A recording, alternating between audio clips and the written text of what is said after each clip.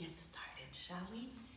I want you to begin as if it's early morning, the alarm has gone off, or you just know it's time to get up, but the body's still feeling a little sluggish.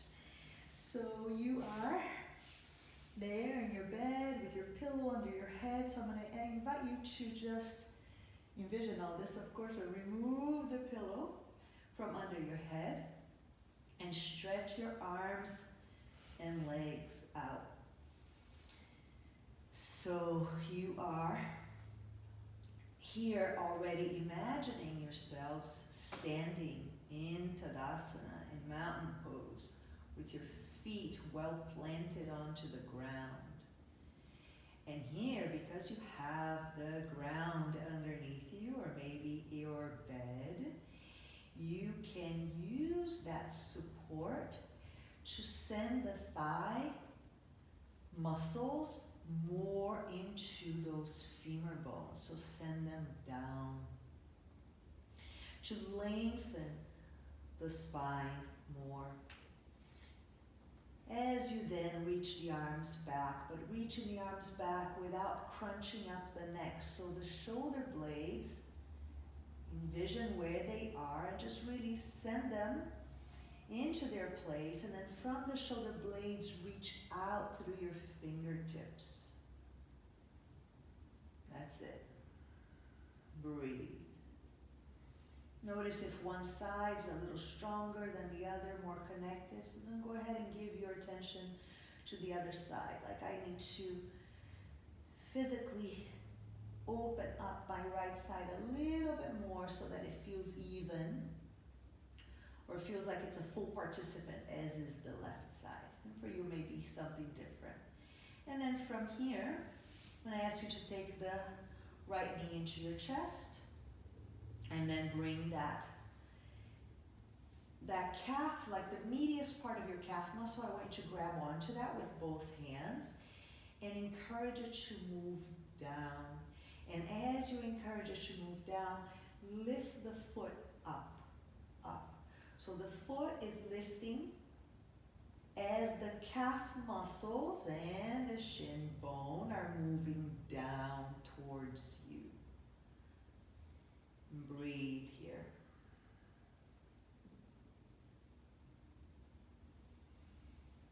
And now what about that right hip?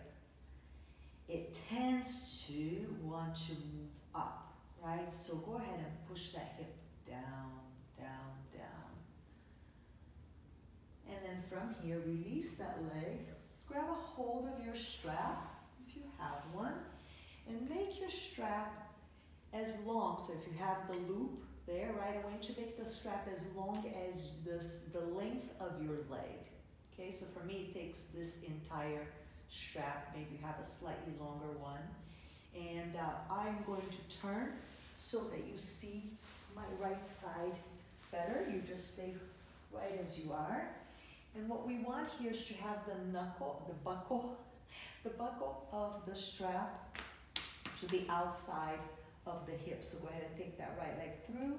So the buckle's to the outside. And then with the long, long strap, you want to place your left foot onto the strap to create some resistance. So now here, come back to where you were, or a variation of it. You may need to bend that bottom leg a little bit depending on the length of your strap, as it's the case for me. But the idea here is that you're moving that right hip down because its tendency is to jam up. So you want to move it down. You want that waistline to be nice and long here. Breathe. So feel that hip moving down as the leg continues to come in. And then maybe you can straighten out that bottom leg. Breathe. The mount of the foot is lifting up. And if there's no strap going on for you today, then that's perfectly fine. Just imagine that that hip is getting some extra assistance in moving down. Moving down. Breathe. then go ahead and release that. And let's switch sides. So now drawing that right knee into your left knee into your chest. The right leg remains nice and straight. If you have that sandbag, it's a great idea, even though we didn't do it on the other side. You just use it to encourage the top of the thigh to move down. So the thigh is weighty and moving down, and the toes of that straight leg are pointing up. And then bringing that foot in. The leg is bent, so you have this 90-degree angle here. And breathe. Imagine that you are now with this foot on the ground, so you flip yourself over. And if the earth is not behind you, but under you, and you're in this shape, what little adjustments might you do in order to be better aligned? So instantly you will know to move that left hip that wants to creep up, down, and back. So you can use the strength of that left glute. So just imagine too that if you were flipped around, that you wouldn't have the support that you have now to keep that elongated neck and the head and the spine all on the same plane. So use the support that you have here now to do that. Stretching out through the mount of that big toe, on both feet actually, as you press down. And then using that strap here again, I'm gonna give you stay where you are. I'm just gonna flip over to the other side so it's easier to see this little maneuver, because these things can get a little funky sometimes. So see the knuckle, the buckle is so that I can adjust with ease, right? So I'm stretching it as far as I can, because it's not quite as long as my leg. And that may very well be the case for you as well. And I'm using that other foot to assist me with the resistance that I need, or that I want to leave an imprint of that left hip moving down. And then again, I can begin to move. See, I do need to bend that bottom leg in order to come into this shape. So again, the length of the neck, the support that we have with the earth beneath us to keep that long, long spine. The foot is spreading. I'm bringing that calf muscle down as the foot lifts up. And I breathe through this.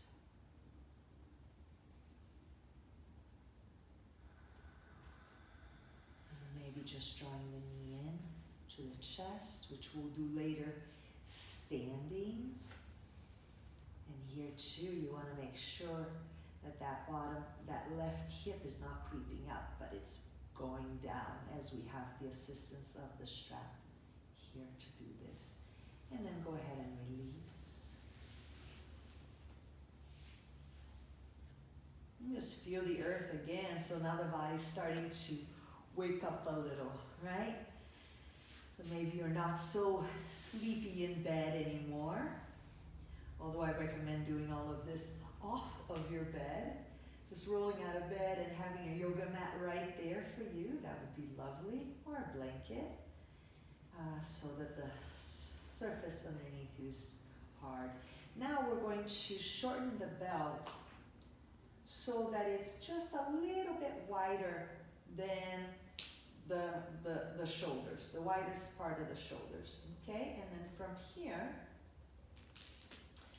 let's again bend that right leg, so same shape as before. So imagine that you are in a lunge, if you were upside down, the earth was under you. And then we're going to take that strap again to the side so that we can adjust as needed. And we're going to place it at the ball of the foot, of the mount of the toes, and the medius part of the calf, like so. And And then once more, bringing that leg in. But as you do, remember the work that you just did with the strap, or without the strap, but with moving that right hip down. And the calf here is resisting against the strap, so it's pushing out as you pull the strap towards you. Similarly with the foot, it's pushing out as you pull the strap towards you. And that left leg, maybe you have that sandbag handy and you can use it to remind you to keep that leg nicely in great contact with the ground. So engage in the muscles of the thighs, of the all the quadricep muscles into that femur bone. And then keep going. Breathing for the areas that need a little bit of your gentle kindness. Wherever you catch yourself forcing things or scrunching up your face, just remember that the purpose here is to create more space. And more space is created through your awareness, your breath, all moving in kindness. Because the body is just amazing how well it responds to that kindness. And how truly it rejects forcing and demands and pushing, right? Breathe. Again, the amount of the toes pushing up as you push the strap down. Pull the strap down. The calf muscle pushing out as you pull the strap in. And the hip going down, down to the end of the mat where the other foot is. Really work that. So the outer glute on your right leg should be very active right now.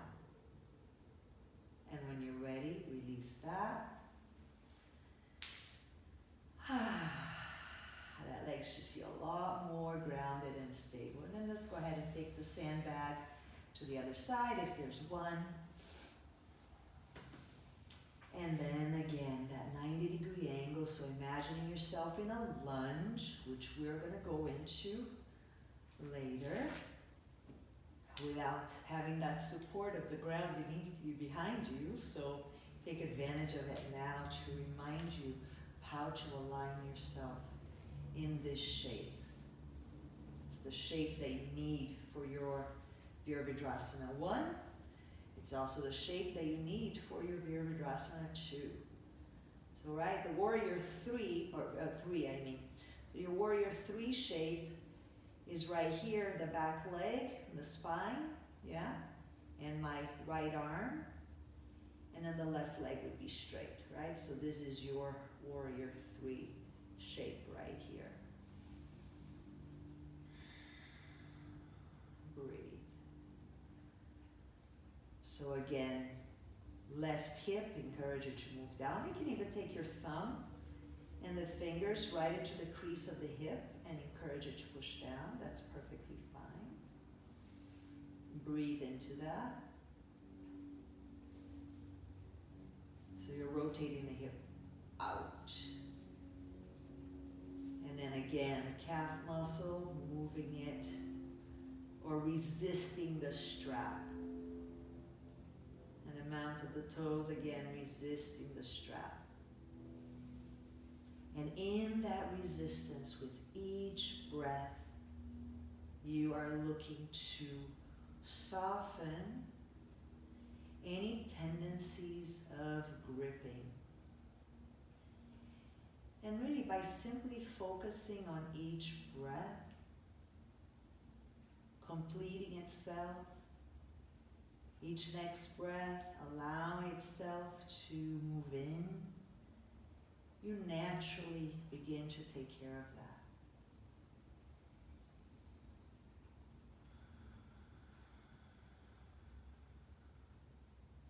Neck is released. Even though you're applying some muscle work here through the arms, the shoulders are not creeping up, the elbows are in. ready to release that, please do. Get rid of the sandbag here as well. And then let's make that strap now a lot tighter.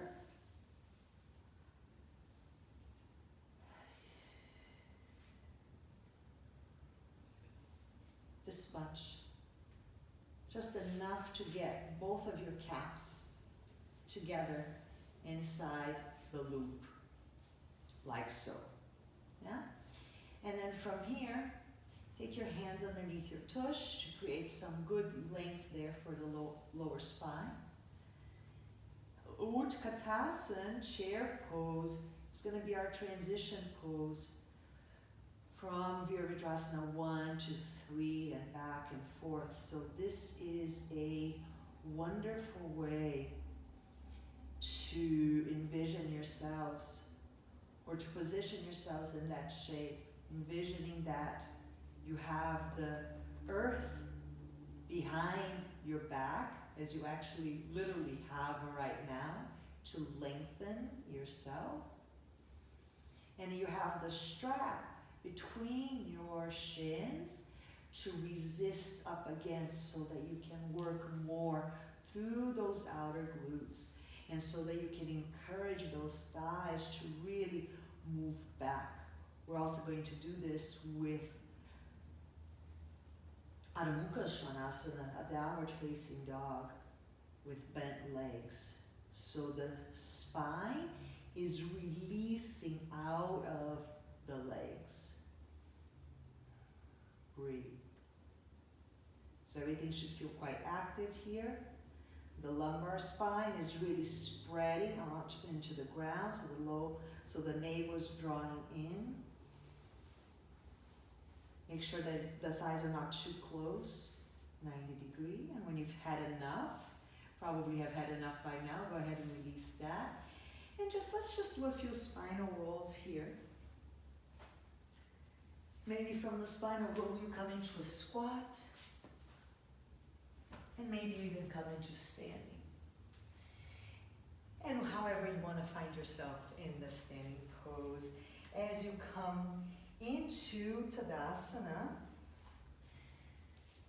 into your mountain pose, I want you just to take a moment here to remember what it felt like when you had the support of the earth behind you. So your head is not here, right? Your head is back here. The shoulders dropping down. And the whole spine lengthening. Let's go ahead and do Virabhadrasana with the arms reaching up. And then now let's do a little bit of balance work. Perhaps you may want a wall at first, just to refine the shape with the support and then release that. So if you have a wall near you, just go ahead and take that left knee up and draw it in. But just like we did lying down, let that right leg, the leg that you're standing on, be really straight and strong. The quadricep muscles engaged, drawing into the femur bone. And then that left hip, the leg that you're drawing in, drop it down, down. The crown of the head is rising up to the sky. Maybe you feel that you don't need the wall at all. And then maybe you can use both hands to support you. And when you're ready, bring that down. And then let's do the other side. So again, with or without the assistance of the wall, as you draw that right leg in, go ahead and bring the leg in as close as you can to the side of the abdomen. But you do that without allowing that right hip to come up. So dropping the hip, just kind of like what we did with the hand between the crease of the hip, dropping it down and dry it. Breathe. And of course it gets a little wobbly, it's meant to. It's balance work, includes lots of wobbliness. So it's just really being with that And coming back to your center to the best of your ability. Through a soft gaze at a fixed point, that will be very helpful. And then let's go ahead and release that. And now again, coming into standing, solid, both feet. Notice how delightful that feels. And then let's come into our Utkatasana chair pose. So again, envisioning what we did while we were lying down, where our arms, the tops of our arms were stretching out back, yeah?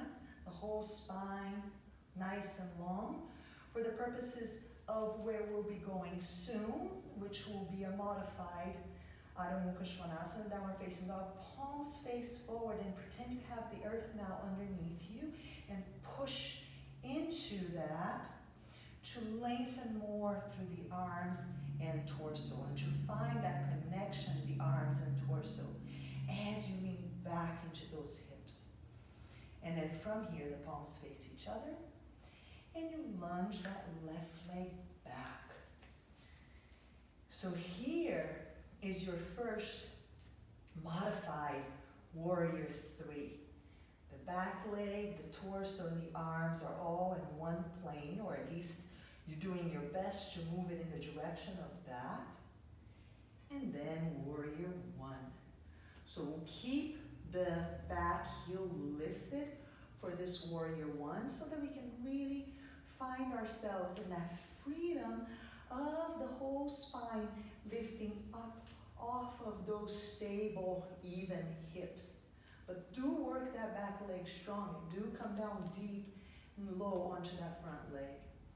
From the low belly, you're rising up. The spine is vertical here. And then you lean forward again into that modified shape of warrior 3. Make sure that your arms are not dropping down too much. They're by your ears as best you can. And step in back once more into your Utkatasana chair pose. And back to standing.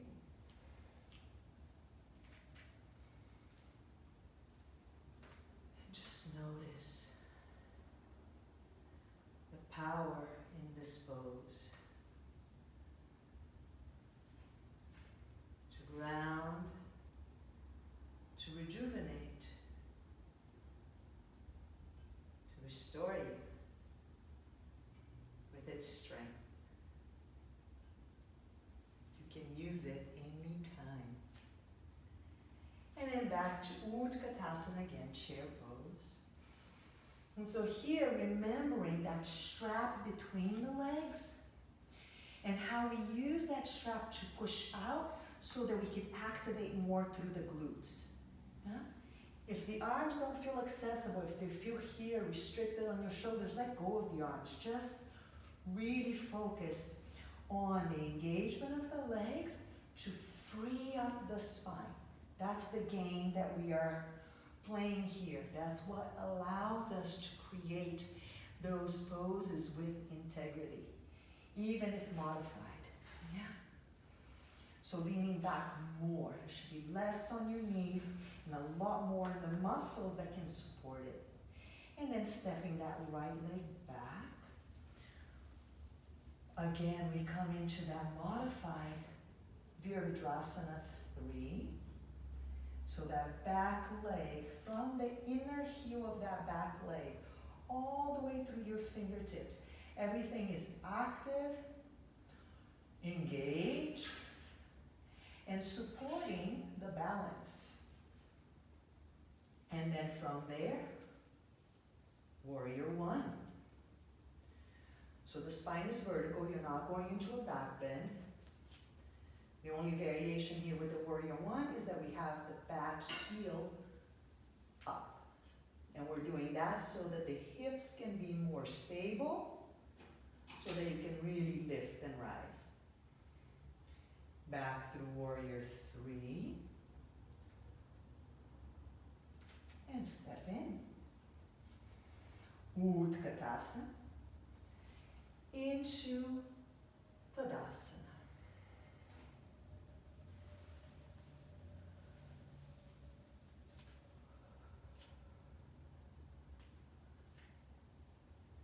So a beautiful little 5-minute vinyasa that you can take at work, at any time, to realign, to reconnect. Yeah? Maybe not the lying down portion, that requires a little bit more, but standing, you don't need that much space. You don't even need a yoga mat. And then from here, let's find our way back down.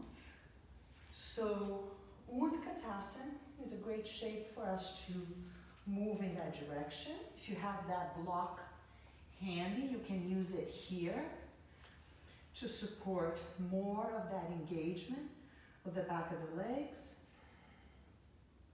You may find that you don't need it, and that's perfectly fine. The props are here to support us in accessing the freedom that alignment brings as needed, as needed. That, I'm sure, was BKS Iyengar's aim on creating these props. So now, as I come into this Malasana shape, you may find that that's not accessible, so then again, you take a seat on your block, or maybe you don't need a seat on your block, but you feel that your heels are lifted. If that's the case, then you take your blanket and you use it as to lift your heels. Yeah? So if you find that useful, use it. If it's not needed, it's not needed. In any case, reach those arms up as we have been doing all along. Noticing that it's really, the arms are extending from this deep connection that it has with the torso. And then bring your arms inside the legs. And now here, this connection between the outer arm and the inner leg, an opportunity for you to drop more to the area of the lumbar, to spread more around the sides of the sacrum. And so use that. Push into the legs. Push the legs into the arms as you keep the shoulder blades broad. Lift up through the spine. And breathe. Those of you who have Bakasana in your practice, what a beautiful little moment to do that. For the rest of us, we're just going to move forward with our hands on the ground, and we're going to step our knees back so that the knees are directly below the hips, and the hands are about one hand forward of where the hand would be if it was directly underneath the shoulder. Okay, so about one hand forward, like so. And now from here, pressing into those hands, so really stretch out through your fingertips. The mounds of your fingers, press down into that. And widen your knees. Again, if the knees don't feel comfortable here, use the blanket underneath your knees and stretch those hips back. So here in this Balasana variation, you're beginning to prepare for downward facing dog. From the shoulder blades, as we've been doing all along, you're going to send the strength of that out into the hands, the fingertips into the ground. And then from the armpit, from the pit of your arm, send the energy back into the pockets, the imaginary pockets behind your glutes. And then from here, if it's there for you, if you're happy where you are, you stay here. If it's there for you, come on up with bent knees in the direction of downward facing dog, where the hips are lifting up all the way down, all the way from the pit of your arms. Imagine again that strap between your shins, really working those outer glutes. So really leaning back.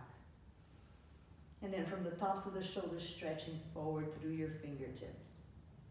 And then from here, come on down into your knees. Bring your hands to your hips. And step that right leg forward for yet another variation of Warrior One. So you do want to bring your hips as far forward as you can, even though you're not going into a back bend, because it's still vertical here. So walking the foot as far forward as you can as well, so that the shin can also be vertical. The hands can be out, especially if the shoulders are tight.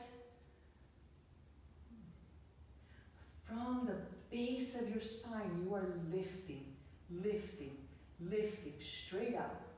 And if it's there for you to bring the hands together and to lift up through your index fingers for the complete variation of at least the upper part of the pose, then enjoy it. And then as you're ready, bring the hands back down, knee comes back. Again, planting the hands firmly, knees wide. And once more, let's go into that modified dog shape or stay down on your knees. But whichever case, from the shoulders, stretch out through those fingertips into the earth.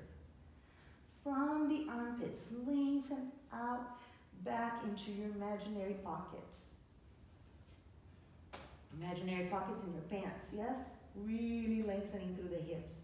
So you want those legs working as much as when you were sitting in your chair pose, your Virabhadrasana. Breathe. Your spine gets to decompress here, and that is why it's so interesting to explore the shape with bent legs. And then come down onto your knees, hands at your hips. And let's take that left leg up for Warrior One, Virabhadrasana 1. So here again, walking that front foot as far forward as it allows you to still keep that shin vertical while lifting up the torso. So in order to really lift that torso from the base, you want those hips as aligned as you possibly can. So remember the work that we did on bringing that left hip down, activating that back leg. Breathe. And then from here, take your hands down, step your left leg back, and once more, just the Balasana variation with knees wide, maybe even the blanket underneath your legs, or coming up through the variation. Now say, as you touch the back of your spine and you see that the top of the sacrum is pushing down into the spine, which is really what you need in order for it to decompress, if you can still maintain that as you straighten your legs, and as you and make sure that you're not dumping forward as you do that, you're really moving back. And as you bring those heels down, then wonderful. And maybe you can even walk your feet closer together. And maybe you can reach that right leg all the way up to the sky. Maybe the back heel comes up too. And maybe you can bend that leg and curl up, curl up, curl up. Just step the foot between the hands. And if not, again, like we did before, both knees down and up you come. Yeah, so now this time, from our Warrior One, we're going to visit, again, another variation of Warrior Three by lifting that back leg up. So we did the shape lying down. So imagine the earth behind you, stabilizing the back leg, the spine, the arms. And then back to Warrior One. Let's give that Warrior Three sensation one more chance. And for those of you who are up for the full pose, by all means, don't shy away. And as you're ready, bring the hands down. And either step the knee back or just step that leg all the way back as it went in and down. Again, taking a breather here in downward facing dog to dissolve, to release, to reset. And if there's rounding of the spine, like so, if the spine is in flexion, then please bend your knees instead. Be kind to yourselves. Work for the better good of your whole body, yes? And then from here, you can straighten the legs if they are straight, or bring both knees in as we did with the lunge, or just simply stretch the leg back. Some of you can do this, walk the leg all the way through between the hands. Come back into your warrior one shape. Breathe here, find that stability, find that center, find that vertical line of the spine, because that line is going to continue as you lengthen forward, as you come into this more diagonalized shape, and straighten the back leg.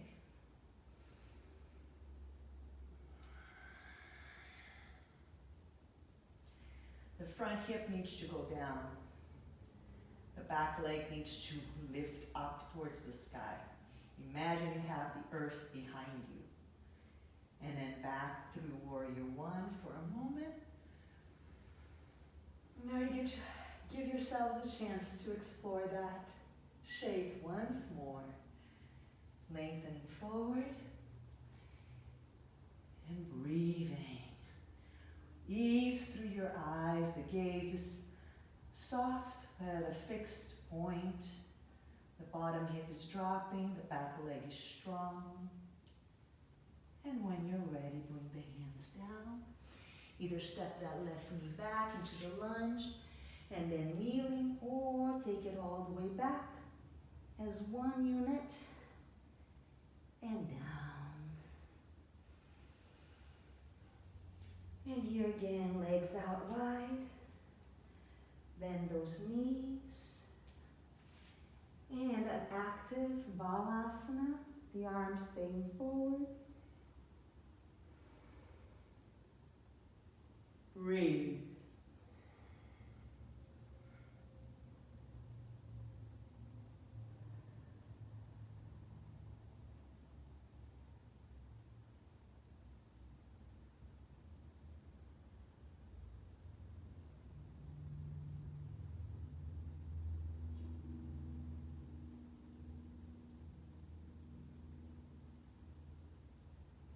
Ever so slowly, begin to walk up and out of that. And now, very similar to what we did starting out, you can take your blanket for your head, adjust your legs, either by keeping them bent or by slowly, gently straightening one and the other. Arms out to the side. And let go.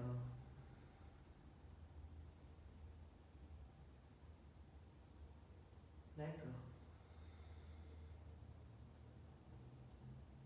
Let go of all the work, of all the effort. It's all done now.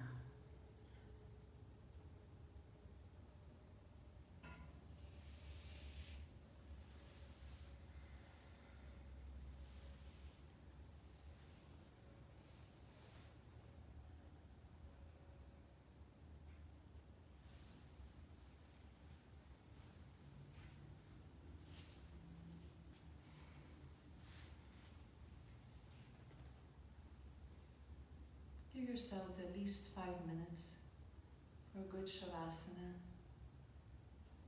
And then may you enjoy a day in greater alignment. Greater alignment is bound to bring greater ease. So I wish that for you today. From my heart to yours, namaste.